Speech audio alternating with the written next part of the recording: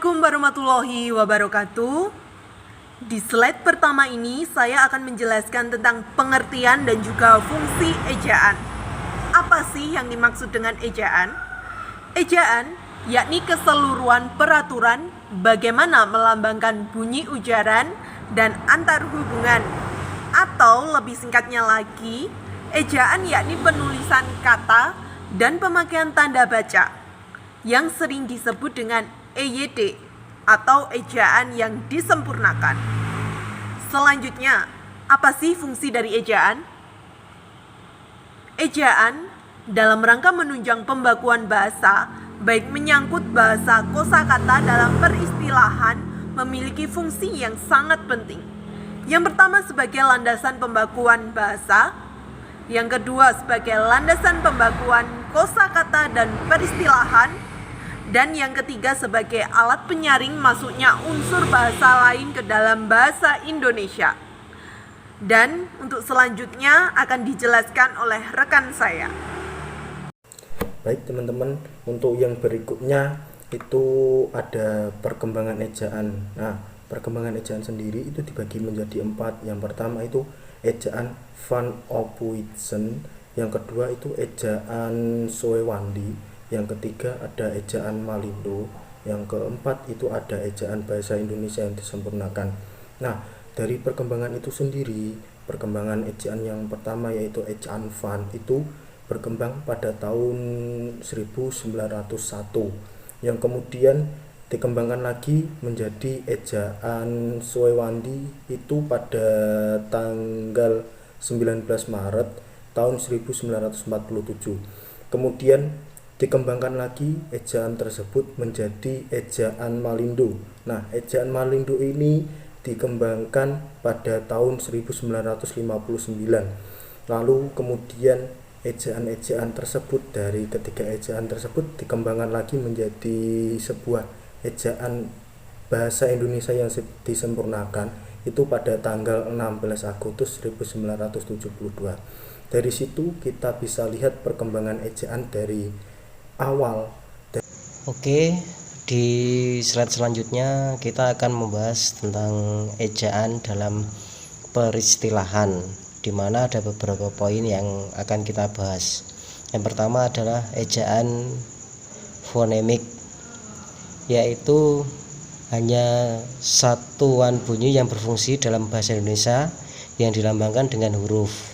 Nah, misalkan presiden, teks bukan teks, nah standar bukan standar.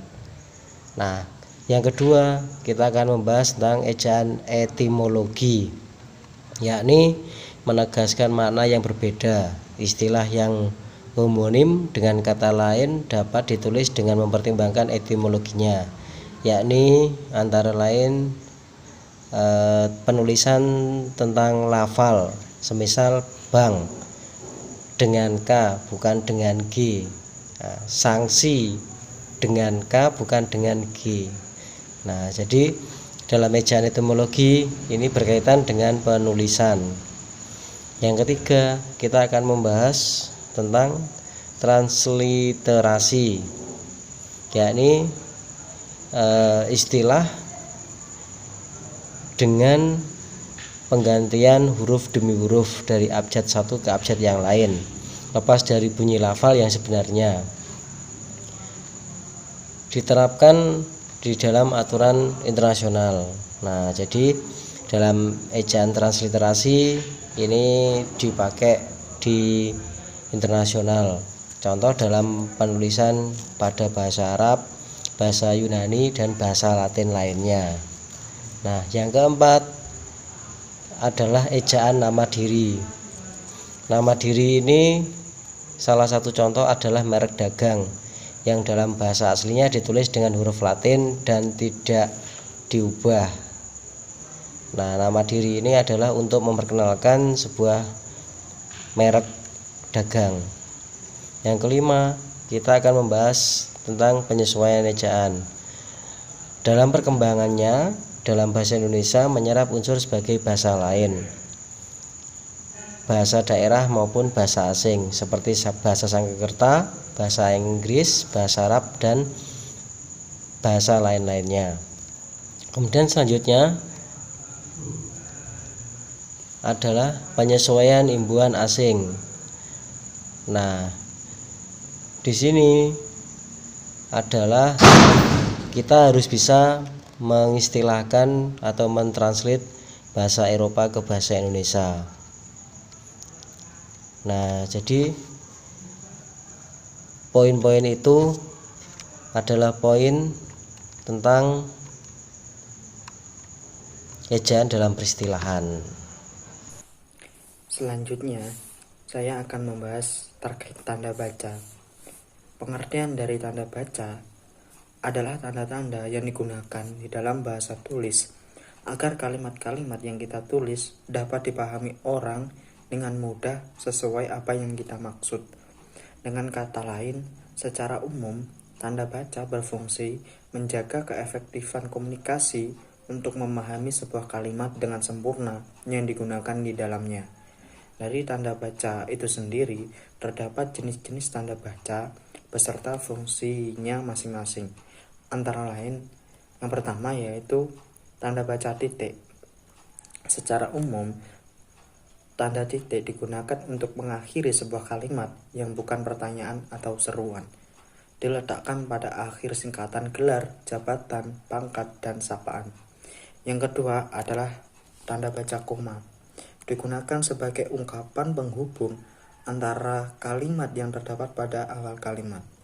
Yang ketiga adalah tanda baca titik koma, yaitu memisahkan kalimat yang setara di dalam satu kalimat majemuk sebagai pengganti kata penghubung. Yang keempat adalah tanda baca titik dua.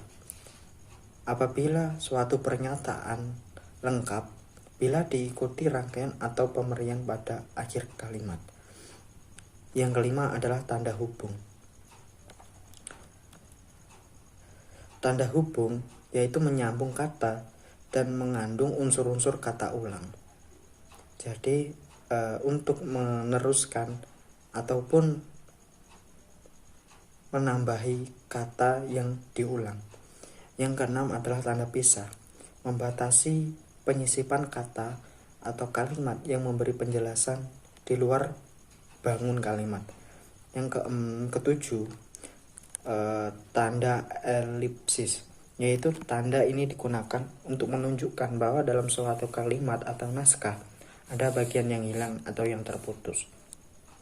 Yang kedelapan, tanda kurung, yaitu mengapit tambahan keterangan atau penjelasan yang bukan bagian pokok pembicaraan. Yang kesembilan adalah tanda tanya. Tanda tanya ini digunakan untuk menyatakan bahwa kalimat yang dimaksud adalah pertanyaan. Yang ke-10 adalah tanda seru. Tanda seru dipakai sesudah ungkapan atau pernyataan berupa seruan atau perintah yang menggambarkan kesungguhan atau ketidakpercayaan. Yang ke-11 adalah percayaan. Yang ke-11 adalah tanda kurung siku, yaitu menggapit keterangan dalam kalimat penjelas yang sudah bertanda kurung. Nah, yang ke-12 ini adalah tanda petik tunggal. Tanda ini digunakan untuk menggapit makna, terjemahan, dan penjelasan kata atau ungkapan asing. Dan yang kemudian, ke-13 adalah tanda garis miring. Tanda garis miring ini dipakai sebagai pengganti kata dan atau per atau nomor alamat. Dan yang ke-14 adalah tanda apostrof, yaitu menunjukkan penghilangan pada bagian kata. Nah, kesimpulan setelah kita memahami apa yang telah dipaparkan di atas, kita dapat mengambil sebuah kesimpulan bahwa ejaan adalah keseluruhan peraturan bagaimana melambangkan bunyi ujaran dan bagaimana antar hubungan antara lambang-lambang itu. Secara teknis, yakni dimaksud dengan ejaan adalah penulisan huruf, penulisan kata, dan pemakaian tanda baca. Ejaan antara lain berfungsi sebagai yang pertama, landasan pembakuan atas tata bahasa. Yang kedua, landasan pembakuan kosakata dan peristilahan. Yang ketiga, alat penyaring masuknya unsur-unsur bahasa lain ke dalam bahasa Indonesia. Perkembangan ejaan meliputi ejaan Van Ophuijsen, kedua ejaan Soswandi, ketiga ejaan Melindo, keempat ejaan yang disempurnakan. Tanda baca adalah tanda-tanda yang digunakan di dalam bahasa tulis agar kalimat-kalimat yang kita tulis dapat dipahami orang persis seperti yang kita maksudkan.